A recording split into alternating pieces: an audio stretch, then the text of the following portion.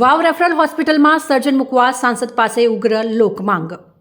વાવ શહેરને ₹3 કરોડના ખર્ચે બનાવેલ રેફરલ હોસ્પિટલની સુવિધા મળી, પરંતુ હોસ્પિટલનો મુખ્ય આધાર સ્તંભ ગણાતા સર્જનની જગ્યા આજ દિન સુધી ભરાઈ નથી।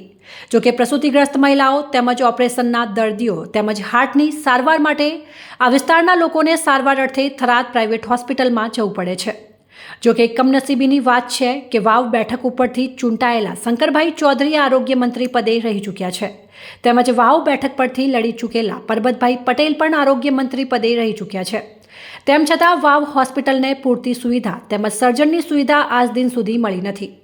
આરોગ્ય અને શિક્ષણ એ પાયાની સુવિધાઓ છે, તો તાજેતરમાં જ વાવ બેઠક પર ધારાસભ્ય પદ બાદ સાંસદ સભ્ય તરીકે ચૂંટાયેલા જ્ઞાનીબેન ઠાકોર પાસે વાવ સુઈગામ તાલુકાની જનતાની એક ઉગ્ર માંગ છે કે વાવ રેફરલ હોસ્પિટલમાં તમામ રોગોની દવાઓ, લેબોરેટરી, એક્સરે, હડકવાની રસી તેમજ ઝેરી સાપના ઇન્જેક્શન તેમજ એક સર્જન ડોક્ટર મૂકવામાં આવે તેવી લોક માંગ છે।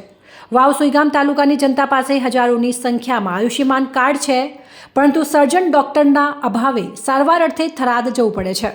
સત્વરે નવીન ચૂંટાયેલા બનાસકાંઠાના સાંસદ જ્ઞાનીબેન ઠાકોર પોતાના વિસ્તાર વાવ ખાતે હોસ્પિટલમાં સર્જન ડોક્ટરની ભરતી કરાવે તેવી આ વિસ્તારની જનતાની ઉગ્ર માંગ છે।